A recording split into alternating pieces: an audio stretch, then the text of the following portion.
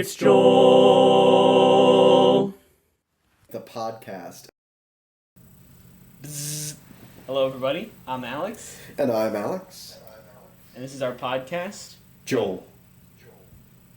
Welcome to episode 131 of Joel the Podcast, a nice palindromic number. Ooh, nice word to describe the number.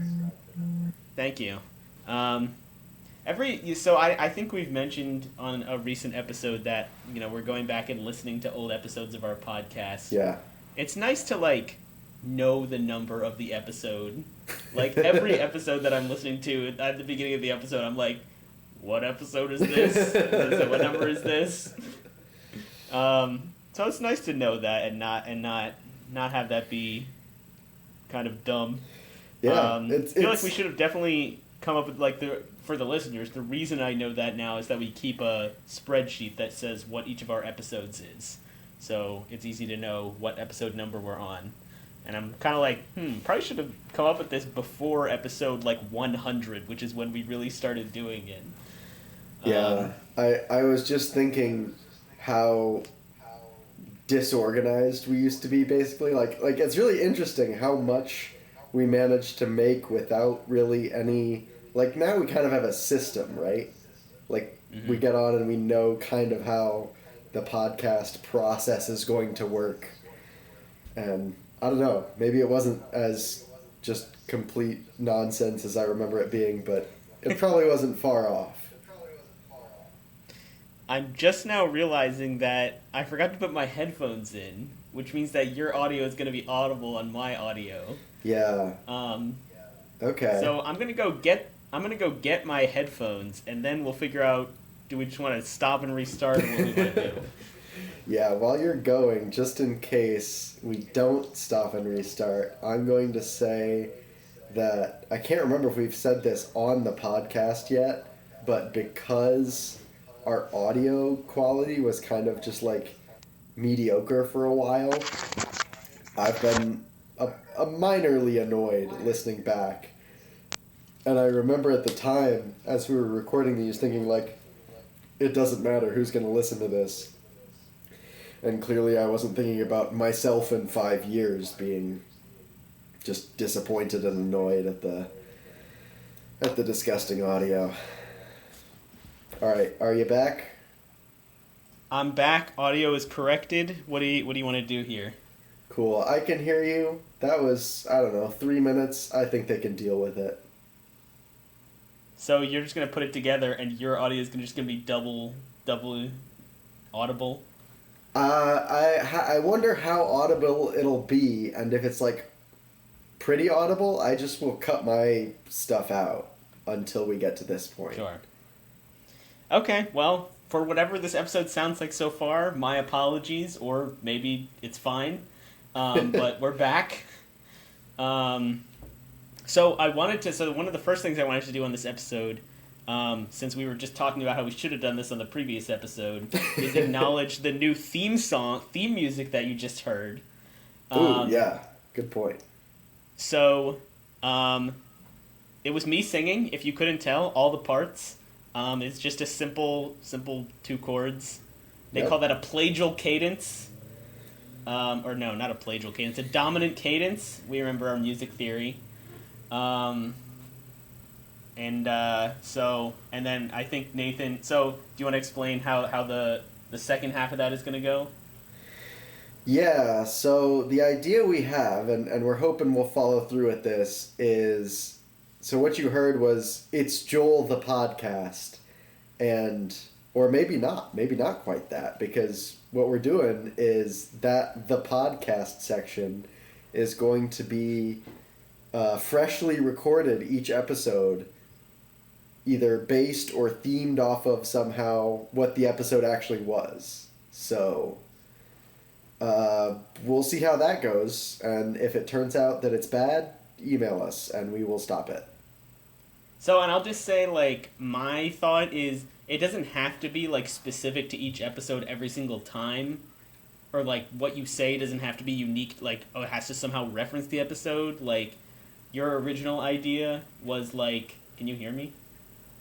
Yeah, sorry, I was just wondering because there's like a tiny bit of waveform on the on my recording when I'm not talking, and Oh, I'm you were wondering holding if your headphone up to the microphone. I was wondering if it was you. So I was just getting closer to see if that would make a difference, and I can't tell if it did, but this is going to be a disaster of audio. Okay. Right as I was talking at the beginning about how we've got this whole process now, and like, oh man. Yeah. Anyway, so I was thinking you don't necessarily have to reference what we did in the episode. Like, it could just be, like you were saying originally, like, you just do it a little bit of a different way than usual. So maybe, Right. like, since this episode is the first time, you just do it, like, pretty straight, like normal. Yeah. So that way you kind of have room to do other stuff going forward. I think what would be really funny is if I take this cut in the middle of the sentence of me saying the podcast and just like use that little clip right there just a second ago. And that's just like you'll hear that again just now and understand. Just every time you say the words "the podcast" for the rest of this episode is just that audio all clipped stacked together. Oh no! So it's just a chorus of the podcast. That's not what I meant, but that's pretty funny. Or I mean, the alternate's pretty funny too, right? It's just the podcast, the podcast, the podcast, No, the podcast. what I meant was every time in the episode where you say the podcast, you take your original clip of you saying the podcast or maybe even me saying the podcast and just like clip it in there. So it's like clearly an audio clip and you're just like, what? Oh man, if that wasn't so, I mean, maybe we won't say the podcast very much beyond this episode or beyond this intro bit, and I can actually do that because it would be very funny. I think to just it would be funny, but the same the podcast. I just have a feeling that this is one going to be the many things where you listen to it. It's like, nope, you didn't do that. They didn't do that. All right. Yeah. But yeah, if you feel motivated, go for it. Yeah, if not, our listeners can just imagine how funny it would have been, because it would have been pretty funny, I think. Yep. Okay. I guess we should continue the intro by letting everyone know that Nathan does not owe me $1. He paid me the $1, so that's pretty exciting. So we'll have to see if we can come up with something else to bet $1 on. Yeah, I'll tell. So finally, somebody paid me something on Venmo, so I had money in my Venmo balance, and so it was easier to send $1. Okay, now I wanted to ask about something. It made this slight derailment. Ask about something that I've thought about since I've been re-listening to our episodes, but I've been meaning to bring it up for like weeks, and I haven't brought it up. Okay. Have you looked at our Patreon with any recency at all? Oh, not at all. No, I think I opened the website when we were talking about the art that we like the photos that we were gonna put on it, just to see the stretched out Purdue P, which is very funny.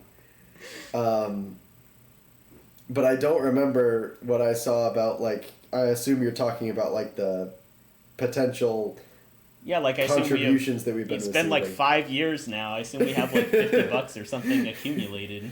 Yeah, that's maybe worth going after. Let's see. Oh, you know what I did? Is I just, like, from my phone or whatever, went to patreon.com/joelthepodcast or whatever. I didn't log in as the podcast. That's why I don't know anything about the back end stuff, because obviously I wouldn't have seen that. So, talk for a bit, and I'll see if I can log in. We can discover this live on the air. Yeah, this will be an exciting live look into Patreon if we can do it. Yeah, bit of podcast lore. Yes. What might be interesting as a bit, maybe either this episode or a future episode, is to discuss if we do have $40 or $50 in there, like, what do we do with it? Like, what would be a good use of 50 podcast dollars? Yeah. Nothing comes immediately to my mind, but if you, the listener, have an idea of what we should do with 50 podcast dollars, please send us an email, and you can do so by going to our website, which is alexandalex@joelthepodcast.github.io/alexandalex@joelthepodcast.website/index.html. And just click on one of those links there and send us an email. And hopefully it doesn't break your browser like it did for David in the episode I just listened to. All right, I have incredible news. Excellent. I have made it into the account. We have Amazing. available to withdraw right now $33.60. Wow. So Amazing. yeah. Please, listeners, tell us what to do with that because it came from you. Yeah, so I think that might be a good discussion for a future episode. Definitely. Okay, let's move over to our sports minutes, which I think is the name I've settled on. I guess we can start with Purdue basketball. Ooh, the best sport to talk about. Yes. It's going, so Purdue going well. Yeah, they're undefeated. I wasn't sure if this is what you said, but they're 6-0. They just recently absolutely crushed Texas Tech in the Bahamas. Did you watch that game at all or anything? I didn't watch the game, but I saw the final score. And after, I don't know, based on every other game they played, like you said, they're undefeated, but they haven't looked just incredible in any game until that one. And now I think they're going undefeated the rest of the season. I don't think anybody can beat them. Lock it in. But it is really, to just be that dominant against another ranked team, maybe it'll turn out that Texas Tech isn't as good as people thought, but it is quite exciting in my opinion. They were number 2 for a week, and they with the Alabama win, I think they reclaimed number 1 and really cemented that with this win. So they start up Big Ten play next week, and I'm looking forward to that, to kind of seeing what they really, because I haven't watched a game yet, so that'll be kind of my first opportunity to watch one, I think. So yeah.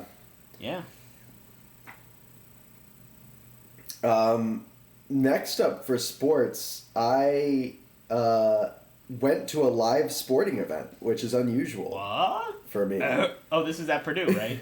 Yeah. So a few weeks ago, or as the listeners are listening to this, a couple of days ago, since it's only been 1 week since the last episode, Shelby and I had decided for my mom's birthday earlier this year to buy her tickets to a Purdue volleyball game. And she, earlier this fall, chose a game for us to go to, and it turned out to be against Iowa at home. So we all went down to Purdue together and watched a volleyball game. Purdue volleyball is unexpectedly good. I don't remember if I mentioned this before. Maybe I told you about this. I don't think they were predicted to be particularly great or anything preseason, but at the time of the game, they were, I believe, 20-3, coming in on a 9-game win streak, and they beat Iowa. They looked pretty good doing it, and it was, I don't know, we had a really great time. They had the same, if you remember from going to sports games when we were in college, the same Boiler Brass pep band, and the student section was great, super into it. The tickets that we bought were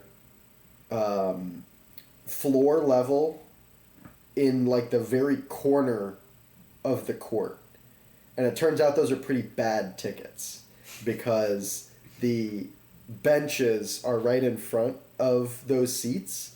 And when I say bench, what I actually mean is the place where all the volleyball players stand who aren't, playing. And so there's just a bunch of really tall women in between you and the volleyball game at those seats.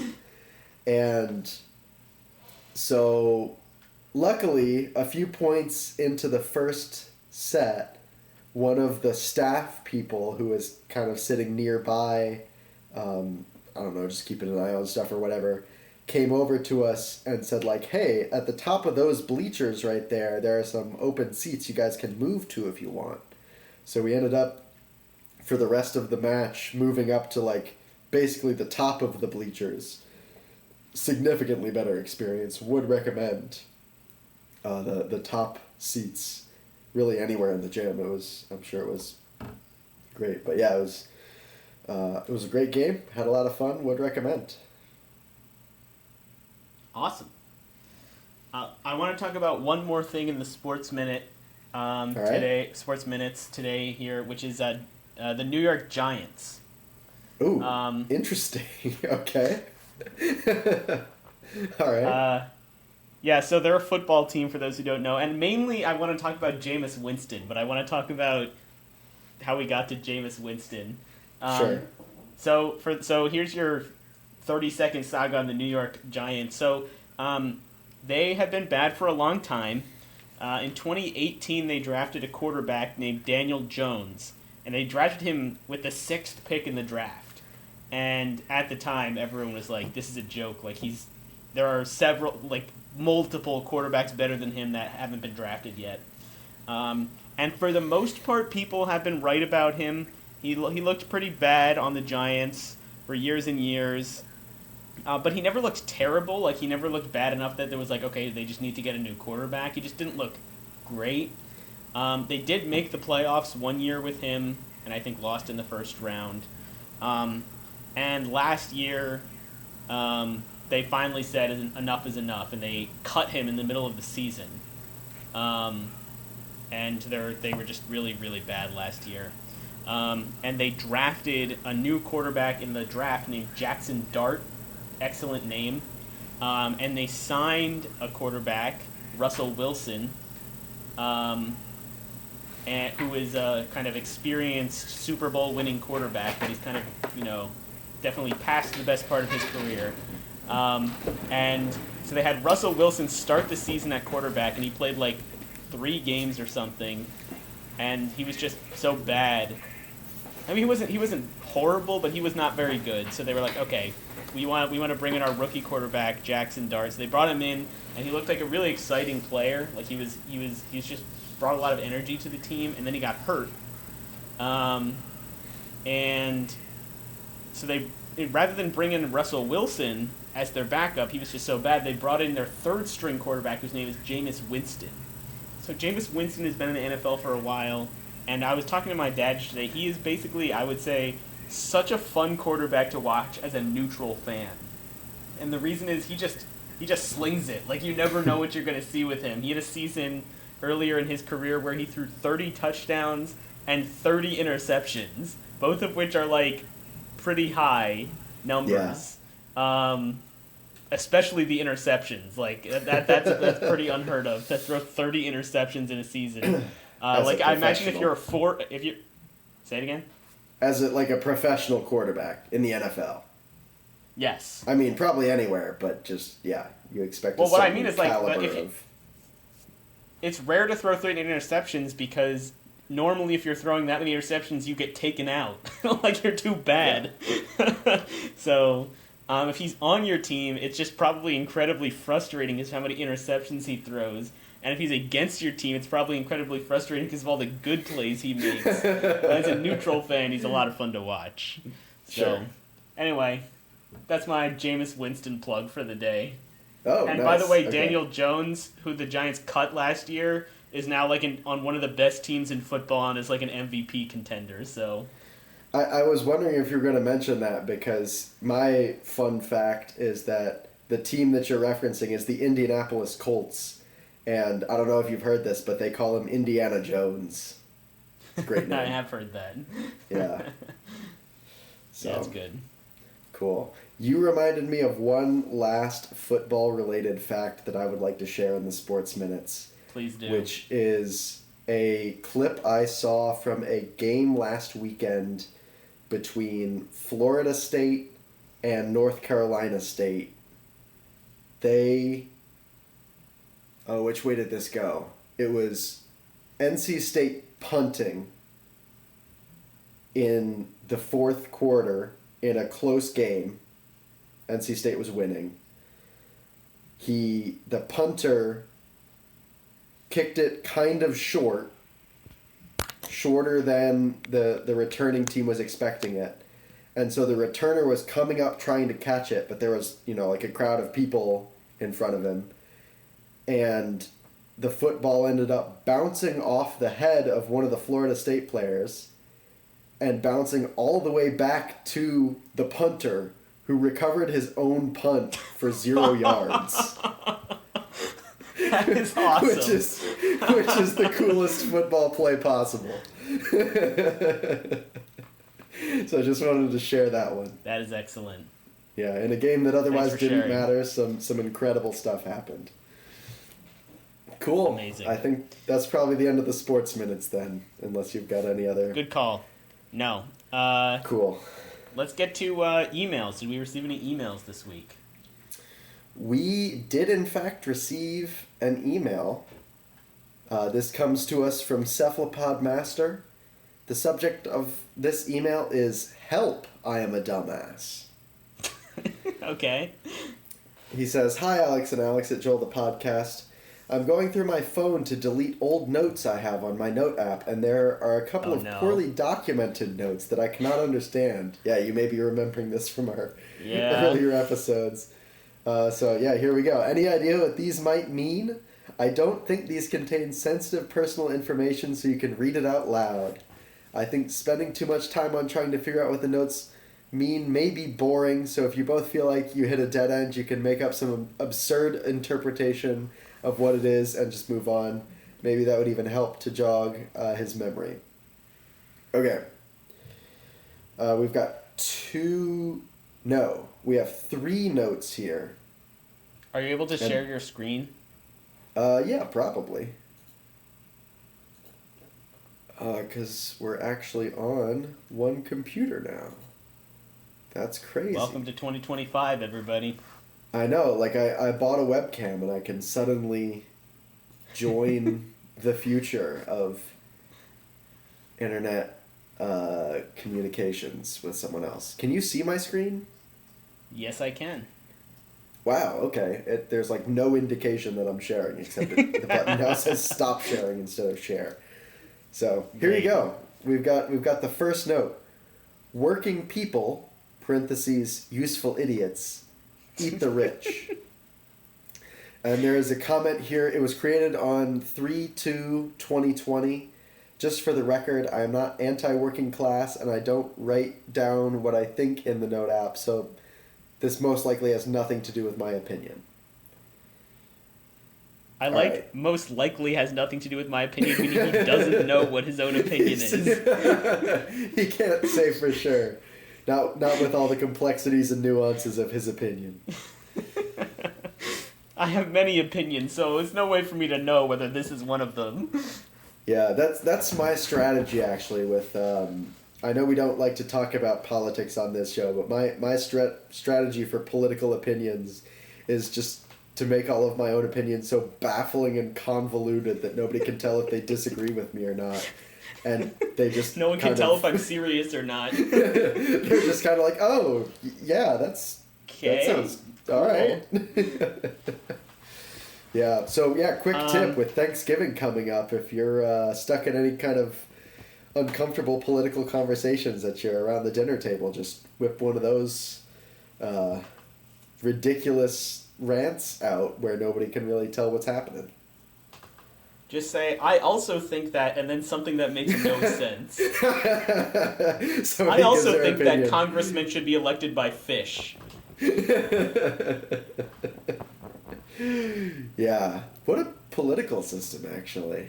Anyway, working people, parentheses, useful idiots. This episode is now how to get fish to vote. The Fish Voting Podcast? Okay. I guess I'm stalling because I don't have any ideas about this note. Maybe it was you saw a video and you wanted to remember what the video was about or something. That's like the best that I can come up with. Any thoughts?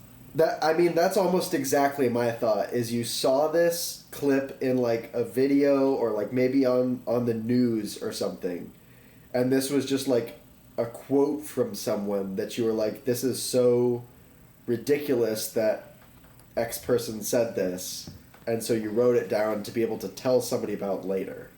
Now, probably, if this was going to be a short-term thing, you wouldn't have written down, as you didn't write down, who said it. Because the thing you would need to remember is the quotes, not like... Because if I was telling you a story, right, I'd be like, listen, I was watching a game the other night, and they had Daniel Jones mic'd up, and he said, oh, what did he say? So then I look at my notes, and I'm like, he said working people, useful idiots, eat the rich. And I'd be like, look out, Daniel, you're an NFL quarterback making millions of dollars, so... All right, that's my thought. What do you think of that? I can't believe we actually discovered that Daniel Jones said this quote, so that's pretty innovative by us. Pretty good job. I think we can move on to the next one.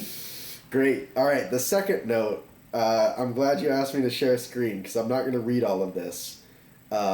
Maybe I should, just in case the listeners hear the pattern and decipher it masterfully. It's a bunch of pairs of numbers with a colon in between. We've got 13:60, 14:80, 15:91, 16:106, 17:122, 18:140, 19:161, 20:185, and 21:211. There's a comment. Go ahead. So the right numbers increment by like 10 to 20-ish each time, mostly clustering around 15.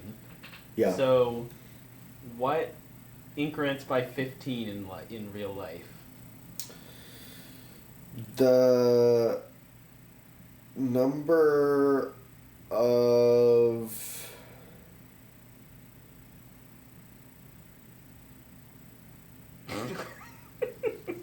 I don't know. Good try. Nothing increments by 15. That's the real answer. 15 is an impossible number to increment by. Well, clearly something increments by 15. All right. The more interesting question to me is you mentioned there's a variably increasing number on the right, but there is a consistently increasing number on the left, except it goes from 13 to 21. Mm-hmm. So that's kind of baffling to me. Yeah. Maybe this is like... Go ahead. That's 9 numbers, starting with 13, ending in 21. None of those things make sense to me. Like the starting point, the ending point, or the fact that there's 9 of them. So the left side numbers that are incrementing by 1, maybe that's like the days of a month, like it's the May 13th, May 14th, May 15th, something like that. And then on the right, he's tracking how many something he's done or has seen or whatever throughout the entire month. Like maybe every day he does a bunch of push-ups and then increments how many push-ups he's done over the course of the month. Have you listened to the episode where we discuss how many, I don't think it was push-ups, I think it was, I don't even remember what it was, crunches or something? We discuss how many crunches we think we could do in a day or something ridiculous. I don't remember what the increment of time was either. So, and we kind of came to the conclusion. But regardless, I think you might be onto something with tracking like the date and then the cumulative number of some exercise. And I'm curious, I don't think it makes sense exactly with our episode, the discussion we were having, which, you know, you'll come to listen to at some point, and by then we'll have forgotten about this, so it won't be helpful. But point being, I don't think whatever it was over the course of multiple days. I was just curious if he was emulating our discussion in real life to try and research it for us. I think the answer is probably no. But the answer is probably yes, that he was doing push-ups over the course of like 9 days and keeping track. Mm-hmm. But like starting at 60 is super weird. Well, and here's the other problem, which is that if you look at his comment after this, it says that the note was created on 3/2/2020. So, like, I don't know why on 3/2 you would write down that you did the things you did from the 13th to the 21st of the previous month. Oh, hold on. 2020, is this like the number of COVID cases somewhere? On the 13th, there were 60 cases. On the 21st, there were 211 cases. In like, this is like 3/2 is the very beginning of cases in the U.S., right? I wonder if that data is like March. Oh, no, hold on. It wouldn't be March 13th. It'd be February 13th. How many COVID cases in USA on 2/13/2020? On the WHO COVID dashboard, we have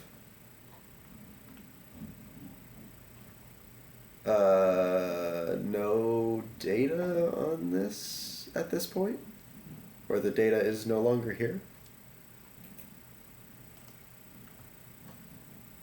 Does the CDC still have it? What are you looking at?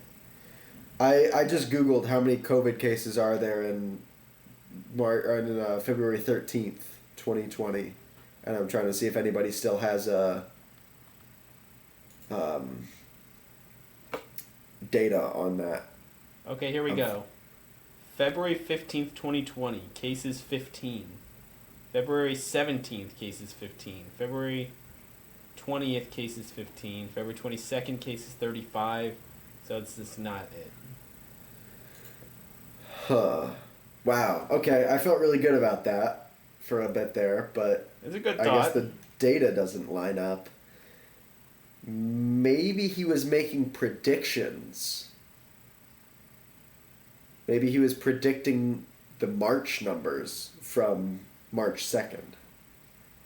Maybe. Okay. I do want to get to the actual episode today, so I think maybe let's move on. We're from this 30 note and minutes read in. The last note. All right, the third note is R8G5, and that's the entire note. The comment is, "This is the worst one of the lot, even less information, absolutely no idea what this is. Created 12/31/2023, so this is much more recent." I guess Interesting. this is 12/31/23 is a date where you might actually have some clue what you were doing on that day, because it's Yeah. New Year's Eve. So, like, what did Yeah. you do? That's what I would ask. Like, maybe this is related to a game you were playing, or maybe this is, I don't know. That's the only thing I can think of. This is related to some game you were playing on New Year's Eve. Okay, here's what it is, quickly so we can move on. R and G obviously stand for red and green. And since this is shortly after Christmas, where obviously red and green are very popular, he was counting the number of red things and green things still left in the room, or it just as he's walking around outside. I don't know exactly what, but obviously, yeah, if he knows what he was doing on 12/31, that'll fill in the rest of the answer here. But I'm that's jealous it. Of his counting. of him being able to identify red and green things. Yeah, this is very ableist of you to write to us about, David. I can't believe you flaunt this in Alex's face. No, he's gonna email us back one of those like circles of dots with the number in it. He's like, "Hey guys, what's this number?" I had a friend in high school who, for those of you who don't know, I guess probably all our listeners know, but I'm colorblind. Yeah. I had a friend in high school who found this shirt online that was like, it was like, I heart colorblind people, but the heart was like a colorblind dots thing, and it said secretly hate in it. Oh, that's brilliant. That's good. So that's good. all right. That he ends the email. I think the latter two are too boring and cryptic to be worth discussing. but I hope you had fun making some wild speculations. We had some fun. Let us know what you thought. Bye, David. Goodbye. All right. On to the episode. So now that we've spent 90 minutes between the last episode and this one only reading and responding to emails, let's get into the episode. And doing, the whole intro, really. Let's get into the actual content for this episode. So, our plan this episode is to do something that David requested last time, which is for us to go back and make a movie. And so what we're going to do is we're going to kind of combine the movie episode format with the short story episode format. So I assume Nathan right now is going to thejohnfox.com. And we are basically going to pull some stories and at first treat them like short stories, so just kind of like talk about how the story would go, what the premise would be, that sort of thing. And then if we feel like the story merits further delving into in the form of a movie, then we'll do it. But that's kind of going to be a game time decision. So, so that's kind of our plan here, and we'll see how it goes. How you doing over there? I don't know how to get to it from his website, but I just Googled it and found the idea instantly. So here we are. We're on the idea generator, which I think we mentioned this last time. The idea generator has just turned into a numbered list of prompts. It's not really a generator. Yeah. But we've got 118 here, and, so hit me. Do you want to say the whole URL so you can find? Oh, yeah, that's a good idea. We've got, we're sitting here at thejohnfox.com. That's TheJohnFox.com/2016/05/story-idea-generator. In case you want to be following along at home. All right, so we need a random number. Is that the idea? Yeah, now we need a random number generator between 1 and 118. That's like coincidentally that was fun. Sort of close. What? Did you see that? Are you still looking at my... I'm still sharing the screen, right? No, you're not still you are not still sharing your screen. Oh, according to Teams, it still has the stop sharing button. I'm gonna click that. All right. Well, anyway, I Googled random number generator, and there's like a little Google widget for it, and you can enter in the min and the max, and then click generate, and it'll do a random number. But it didn't just like pop up. It did a numbers flickering and then appeared. That was nice. My reaction. All right, what were you saying? What was I saying? I was just commenting that the number of prompts is like sort of close-ish to the number of episodes we have. What a fun coincidence. Yeah, that's pretty fun. If we had done a prompt an episode, we'd be out of ideas by now. Not that we're not out of ideas already. All right, the number I generated is 24. Nice. So let's head on over here to 24. All right, we've got the prompt: a man who has recently transitioned to a woman gets on a subway car where a preacher is lamenting the evils of the day, including people changing their gender. What does the transgender character do? How do you feel about this one? Pass. All right. If you don't mind. Let's try again, Google random number generator. 40. Going up to 40. A trampoline park manager. All right, this is already up our alley. A trampoline park manager gets propositioned by an employee, but when he turns her down, she decides to get revenge. What does she do, and how does he eventually get the best of her? All right, I'm feeling it. What do you think? Yeah, lock it in. Here we go. All right, first of all, this trampoline park manager is named Joel. That's of course. And the clear employee is starting named point. Jolene. Yes, and that's actually why she's into him. She's had this dream of marrying someone named Joel so that they could... The wedding invitation, she's just been picturing it this whole time, is like Joel and Jolene, except it's one of those like big letter J and then like OEL and OELINE, you know what I mean? Yes, I know what you mean. Right. Incredibly important character development. What's the next fact? Well, no, actually that is important because it really shows that there's no substance behind her attraction to him. Like it's not like this isn't like a serious like, oh, she falls in love. She spent so much time with him, like the Office scenario. This is just like she's known him for 10 minutes and his name is Joel. This is like her her orientation. Right. And she's just totally blown it by propositioning her boss because his name is Joel. Alright, so yeah, she's just been hired. This is clearly no substance to this. That's a good fact. I think we need to have some sort of like... Alright, so the question is going to be, when he turns her down, she decides to get revenge. I think we need some kind of like... Okay, here's the question to ask, right?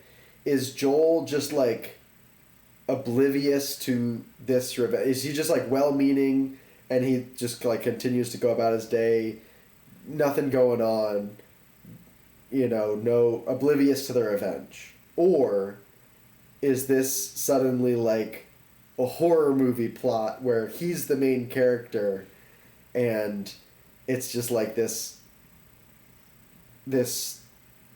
conspiracy of ridiculous, I don't know. You know what I'm trying to say? You're basically saying like how serious is her revenge, kind of? Like, is her revenge so small it's not even noticeable by him, or is her revenge so serious that it's like a horror movie? Is that kind of what you're saying? That's part of it. The other part is, if it's not serious at all, then I think she's the main character, because we have to follow along with her in order to understand the revenge. But if it's really serious, we probably want him to be the main character, because if it's like over the top serious, we need to be like sympathetic with him, right? We can't be like rooting for her to murder this guy or something. Or this is just an off the rails movie where we are advocating for this guy to die for turning her down. Oh no! For literally no reason. It's just like unhinged storytelling. But I think that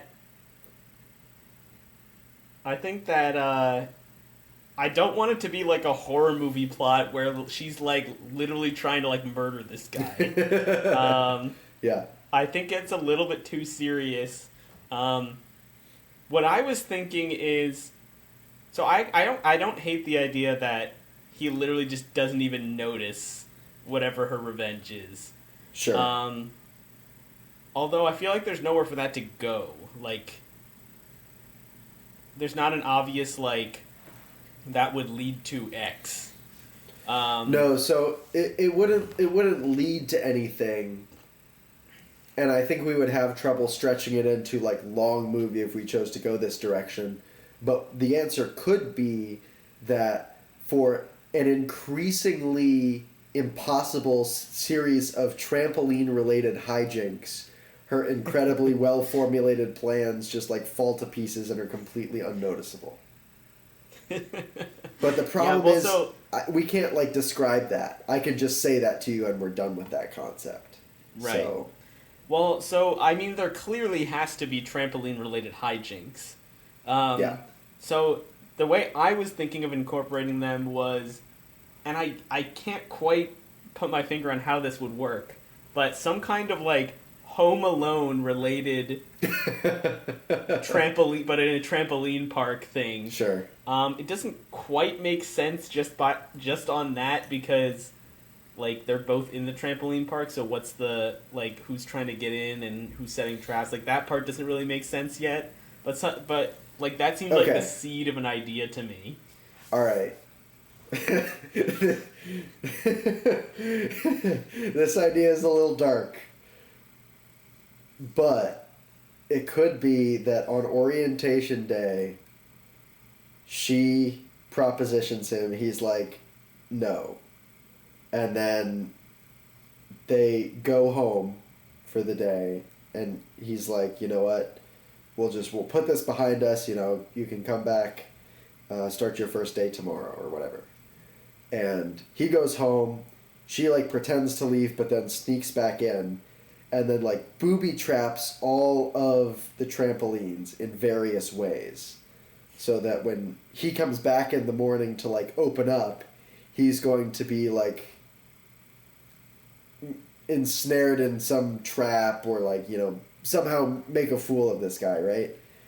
But she doesn't, like, understand how this works, and he just, like, shows up, unlocks the door, and a bunch of kids come in, and the whole movie is just like, not the whole movie, but there's like this part, right, where there's just like a bunch of traps being sprung on children who are playing in the trampoline park, and she has to somehow, like, is she trying to fix this? Is he, like, noticing this but not realizing it's attributed to her? I don't know, but I didn't quite follow where you were going at first, and I was like, so does he just open the trampoline park by, like, jumping on every trampoline and, like, springs all these traps like that? Like, is that... Well, good morning. Gotta test all the trampolines before we let the patrons on. She's like, this is brilliant. This is how a trampoline park works. But she thinks that because she wasn't paying attention during orientation, because she was just like, it's Joel. This is all I can focus on now. Here's Joel. So, I feel like we keep going further away from a serious movie plot. And because we're doing that, I just want to put out this idea, which is she does what you said, where she sets all these traps on all the trampolines because she knows, and she's right, that he literally does test every trampoline before they open up to make sure it's safe. And it's specifically to test for traps. And, like, it's just him just dismantling each one of her traps one after the other, like, because that's what the checks are for. Like, wow, I didn't, normally we don't see very many traps. Like, this is a great one. He's, like, having a lot of fun. Yeah, about to jump on the trampoline. He's like, oh, there's some barbed wire underneath this trampoline. That's crazy. Good thing we're doing these tests, right, Jolene? Yeah. Oh. So that's a.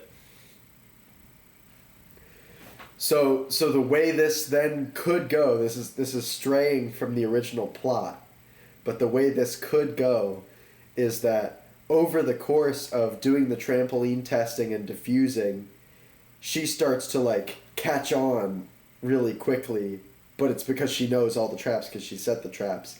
And he becomes impressed with her and starts to rethink, like, oh, well, I don't know, maybe I am kind of into this woman. And they start dating until she accidentally lets slip that she set all the traps, and that's, like, the climax of the, you know what I mean? Yeah. That, if we wanted to salvage this into a real movie, that would be what we would do. As you were saying that, I was thinking, like, what if the movie just kept, like, making you think that it was a certain genre and then switching to, like, another genre. Like, the beginning, like, you think it's going to be this, like, romance between her and the guy, and he's just like, no. And then it's, like, revenge plot. She sets up all these, like, super deadly traps. You're like, it's a horror movie. And he just comes in and dismantles them all, and you're like, wait, what's going on? But then, like you said, she, like, does it along with him, and he's like, you're the trampoline chosen one, and it becomes this, like, adventure where, like, she's the chosen one and she has to, like, save trampoline parks all across the world. It's just, like, continuously shifting gears into different genres. That's not a bad idea. I feel like we could go a long way with that. Alright, so we've got the first couple down, right? we've got the immediate shutdown of the rom-com. And then we've got the immediate shutdown of the horror movie. The trampoline chosen one, I really like that. I think there should be some kind of like... There should be some kind of like, all right, only the trampoline chosen one would be able to do the triple backflip on the trampoline of destiny. Yeah, fulfill the trampoline prophecy. And then he's like, you gotta try this. You gotta do it. And she like fails. And he's like, oh, well, guess it's not that then. Never mind.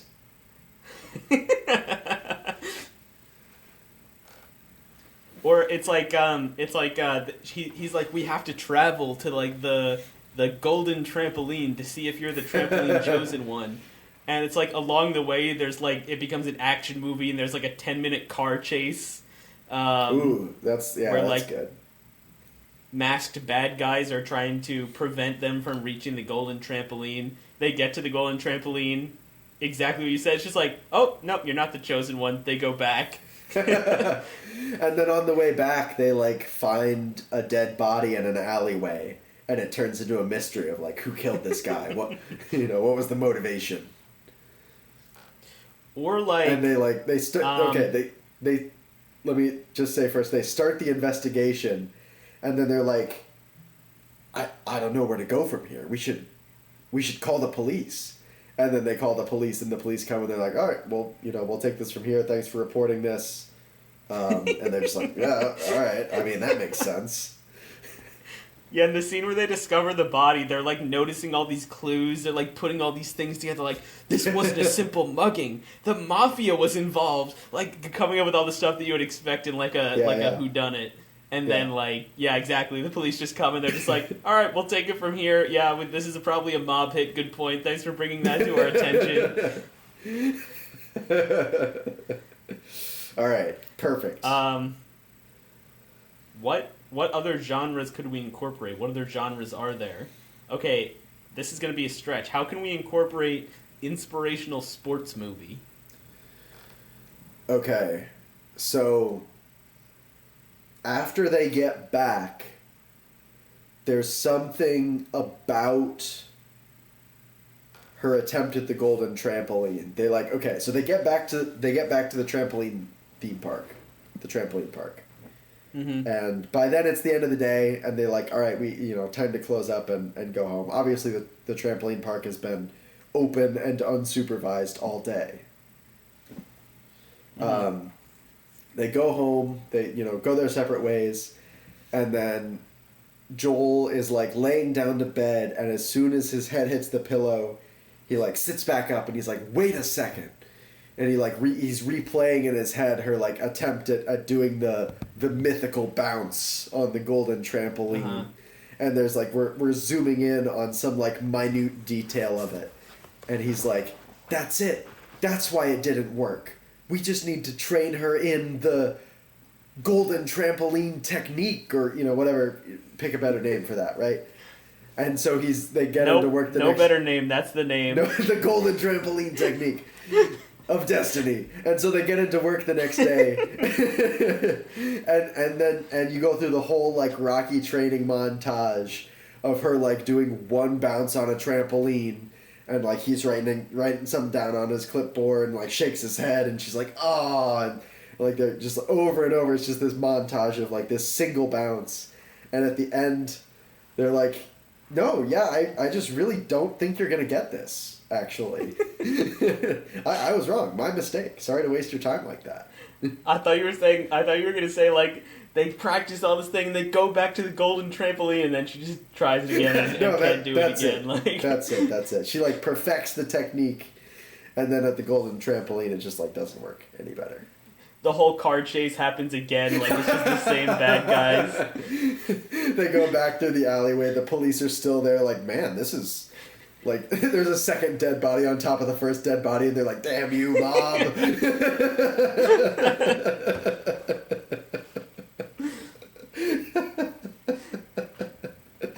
Okay. Alright, what other genres we got? That was a good one. Is there any way we can get a superhero movie in the middle of all of this? So that's a good question. obviously the golden trampoline, like her being the chosen one, her not being the chosen one, kind of throws a wrench in that. Well, what Sure. if the second time, it turns out she is the chosen one? So they go through the whole montage, and she does the move on the golden trampoline, and she becomes like the mythical trampoline hero, who is named Trampoline Hero, of course. Trampoline Hero trademark.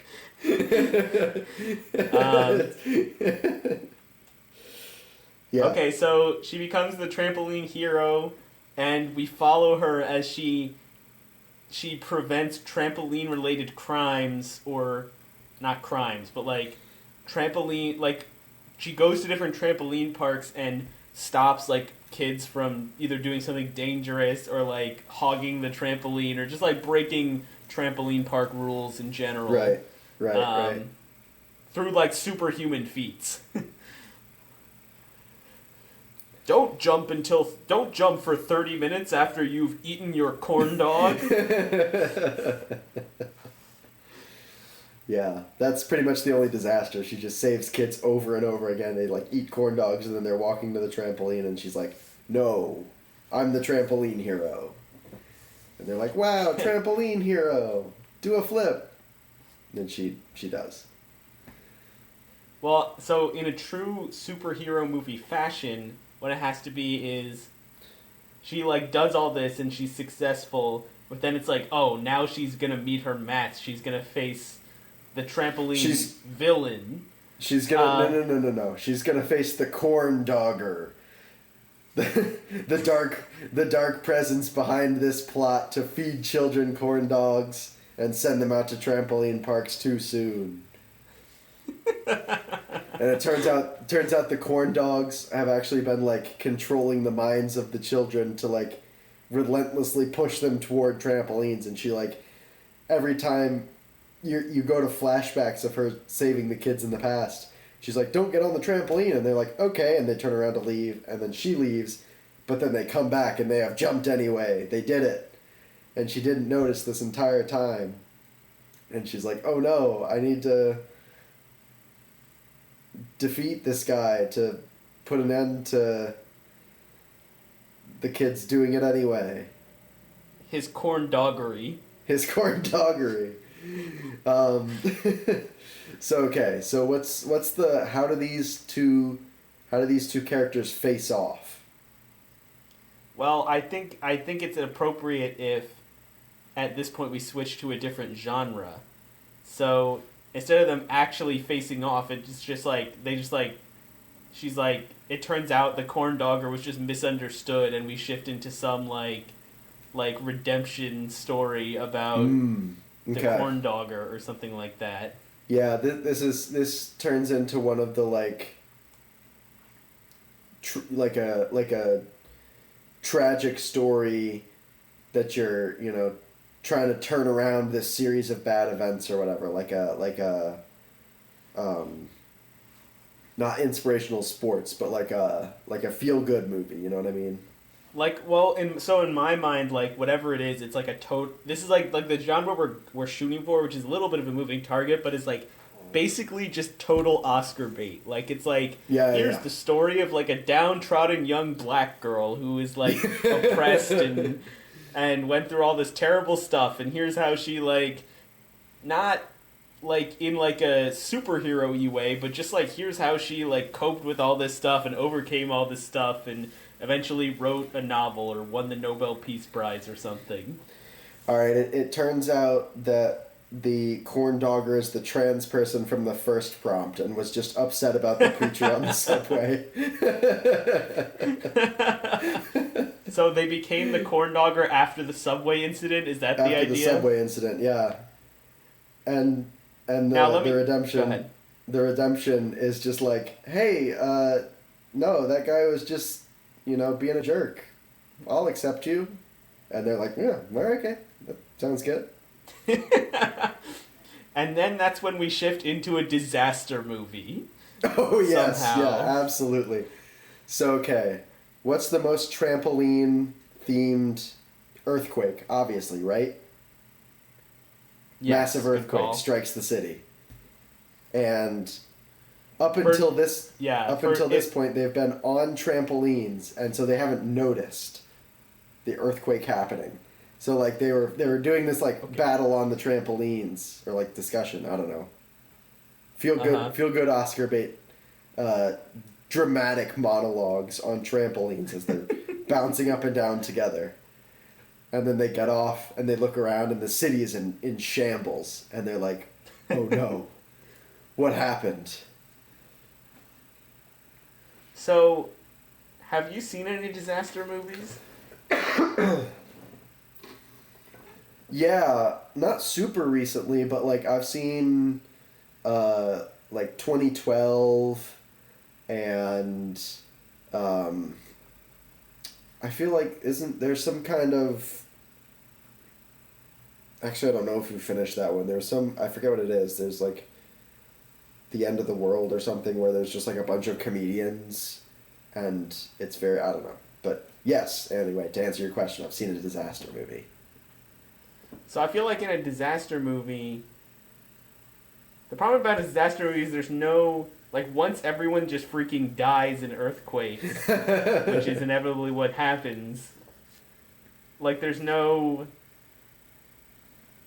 I don't know, that this might have to be the last genre, I guess is my point, is, like, sure. Where, you know, they just, like, they finish their battle, the person is like, oh, I accept you, it's like, oh, okay, great, guess we're done, and then they, like a huge fissure opens up and like all these kids start like falling into the and it's just like, oh no, the earthquake predicted by the trampoline prophecy has finally happened. Yeah. Okay, so the way to like drag it out a little bit and get more of that disaster movie flavor is like they get off the trampoline and notice that there's been like an earthquake, a pretty serious earthquake, but not like a massive civilization-ending earthquake, right? And so they go. We're talking about Joel, Jolene, and the corn dogger who has joined the team. The corn dogger happens to be a geologist, and so they go back to the lab and review the data. And Joel and Jolene are coming along for some reason, like as newfound allies or whatever. And the corn dogger is like, oh no, this was just the beginning. This is the pre-earthquake. And so we have a little bit of the movie of them trying to do something within like 24 hours or something to stop the massive earthquake that'll destroy the world, right? So there's a lot of I think in the drama. true spirit of our movie, what it is they have the small earthquake. They realize, oh no, this is what is stated in the trampoline prophecy. Like, if we don't do something to stop this in 24 hours, you know, the earthquakes will swallow the whole city. And then actually it's not 24 hours, 24 minutes. And then it's just like the thing opens and it's just like that's it. Like that's the end. They all just get swallowed, and that's the end of the movie. If we wanted, I think we could do one more genre here, which is like the post-apocalypse dystopia, like Last Survivor kind of movie. I'm picturing like, have you seen the Fallout TV series? I have not, but I have seen I Am Legend. Ooh, I Am Legend, another good one, yeah. Oh, it turns out that when the fissure opened up and all the people fell in, they come back out as zombies. So now it's a zombie movie. There you go.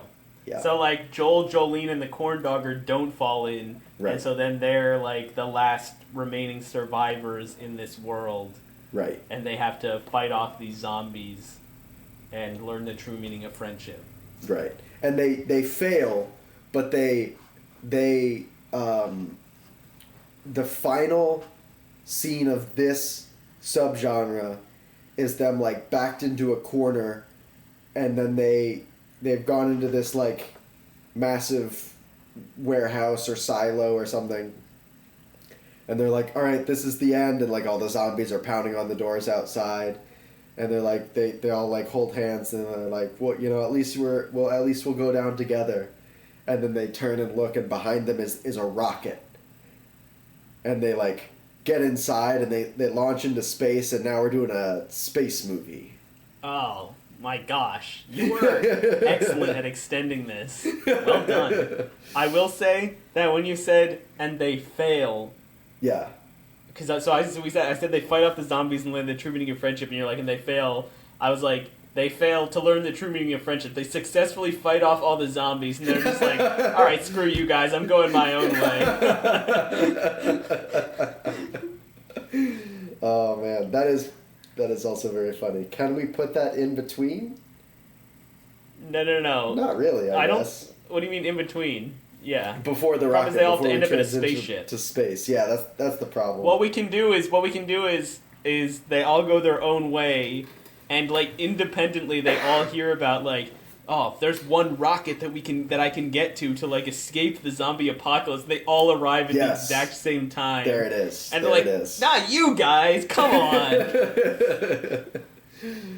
Yeah, and then they have to put aside their differences in a confined space, so it becomes like a space movie / like character drama, right? Yeah, no exit bottle episode. Yes. And they have to stand each other and learn the true meaning of friendship. Again, until the they even until truer they reach. meaning of friendship. Well, they didn't learn it the first time, so they still have to learn the original true meaning of friendship. Yeah, you're right. Until they reach the alien base on the far side of the moon. Yes. And it becomes a sci-fi picture. Yeah, once they reach the alien base, it's like a first contact. Mm-hmm. Except, most first contacts is like, oh, the government's scrambling, what are we going to do, blah, blah, blah. In this case, these are the only 3 people left, so it's a little bit different. It could be that we switch perspectives, and now it's the aliens' first contact with aliens, which is the humans. Ah. And so all of a sudden, we're like in the alien society, and they see this rocket coming in. And like all the viewers obviously know what that is, and maybe that makes it less good, because I feel like a lot of the drama is usually like, what do the aliens want? Who are they? That the viewer already knows all that stuff. Maybe as they're blasting off from their city in the rocket, you find out that it's only their one city that was devastated by these earthquakes and zombie apocalypse, and the rest of the world is just like chilling. And so then it can go into the normal first contact of like, contacting. Well, first of all the space tropes can work, because you can like, NASA, we have a problem. Like you can actually contact someone on the ground, and then the alien first contact also works. Yeah, so we do like an Apollo 13 where their rocket breaks down and they've got to like scramble to fix it and get back home alive, and then when they get back, they finally make it back. They land. And they discover that is there an alien on their spaceship all of a sudden, and they have to like study it, or do they land successfully and then like the alien ship comes into view overhead? They've like followed them back. You know what I mean? So the way I imagine it is, they're going out towards the moon, and they're doing the space thing. And then as they get close to the moon, they're like, uh-oh, our scanners are picking up some weird readings. And then they like come around the side of the back of the moon, and they lose contact with Earth. And then they see this like alien base. Okay. And it's like, oh shucks. And then like a big tractor beam like starts pulling them into the alien base. And then it's like, the story is about, how they encounter the aliens, which... I mean, it could just be really funny if it was just like, the aliens pull them in, they board the ship, and they like, they have translators, alright, they're like, hello, we are aliens, we do not want to have anything to do with you, goodbye, and then they just send them back out along the same tractor beam. You are not permitted to be here, get out of here.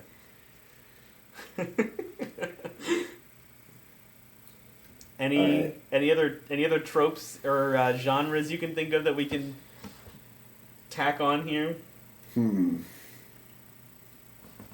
I feel like we've covered a lot of ground here. I don't know. I can't. Then Joel wakes up and it turns out everything that happened was a dream. Oh, man.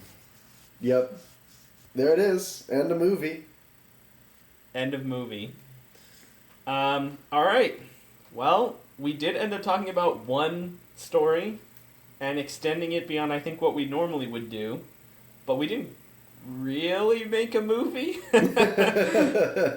Like, not in a real serious way. So, yeah. I'm curious what people thought of that. Send us an email. Let us know what you think, what you thought of that. And I guess we're in an hour 10 here, so I think we can close up the episode. Any final comments? No. I think we really nailed it. Indeed. All right. Thanks for listening, everybody. I'm Alex. I'm Alex.